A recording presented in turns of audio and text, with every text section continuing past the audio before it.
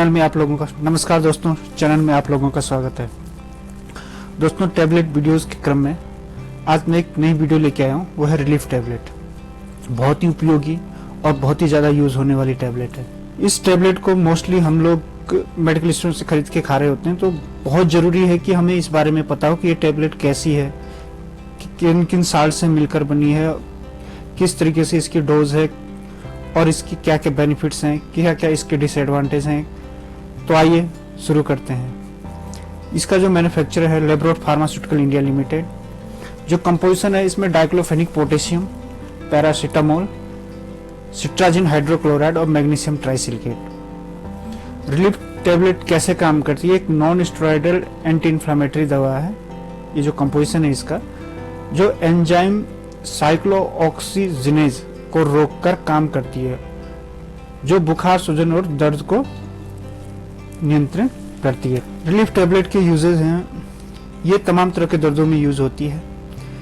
दांत दर्द, सिर दर्द, गठिया, पीठ का दर्द, अन्य प्रकार के छोटी चोटों में, मासिक धर्म के ऐंठन जैसी कई समस्याओं से राहत देता है।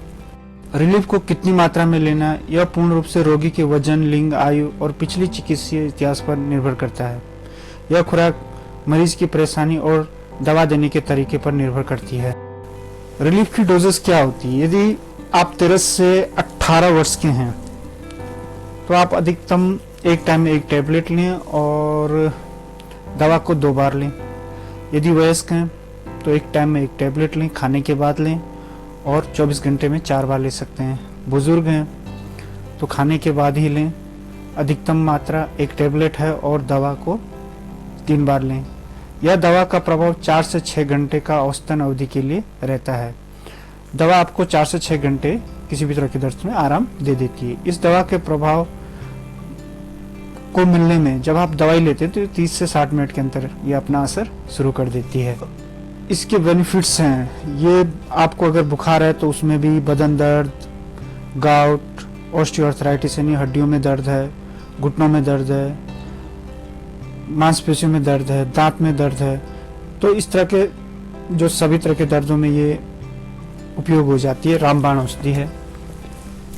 इसके कुछ साइड इफेक्ट्स भी देखने को मिलते हैं कभी, ऐसे तो ना के बराबर मिलते हैं, जैसे नोजिया और वोमिटिंग, एसिड हो जाना, आपका मुंह में खट्टा पानी जैसा आना, छाती में जलन होना और थोड़ा एब्डोमिनल डिस्कम्फर्ट सा होता है, कॉन्स्टिपेशन हो सकता है। तो इस तरह के लक्षण यदि आपको मिलते हैं तो आपको तुरंत डॉक्टर से कंसल्ट कर लेना चाहिए।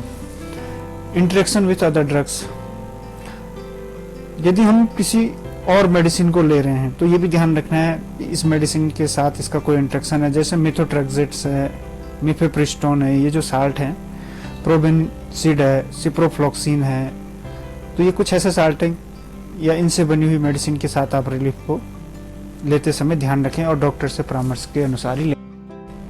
फ्रिक्वेंटली रिलीफ टैबलेट के बारे में आप लोगों के कुछ सवाल होते हैं, जैसे कि प्रेग्नेंट लेडीज तो इस दवा को नहीं ले सकती हैं, लैक्टेंट मदर हैं तो उनको नहीं लेना चाहिए या फिर इस संबंध में डॉक्टर से परामर्श कर लेना चाहिए। यह मेडिसिन हैबिचुअल नहीं बनाती है और शराब के साथ सेवन तो ये बिल्कुल असुरक्षित मानी जाती है। यदि आप किडनी या लीवर संबंधी किसी रोग से पीड़ित हैं तो आप इस दवा को न लें या फिर इस बारे में डॉक्टर से परामर्श ले लें। यदि आप इसको रेगुलर ले रहे हैं और आपकी कोई डोज छूट जाती है तो इसको ले लें, लेकिन यदि दूसरी डोज का समय हो रहा हो तो एक डोज छोड़ दें, ओवरडोज न करें। यदि ओवरडोज हो जाती है और आपको किसी तरह के कोई सिम्टम दिखने लग जाते हैं जो कि मैंने आगे बताए हैं, तो आपको तुरंत डॉक्टर से परामर्श कर लेना चाहिए।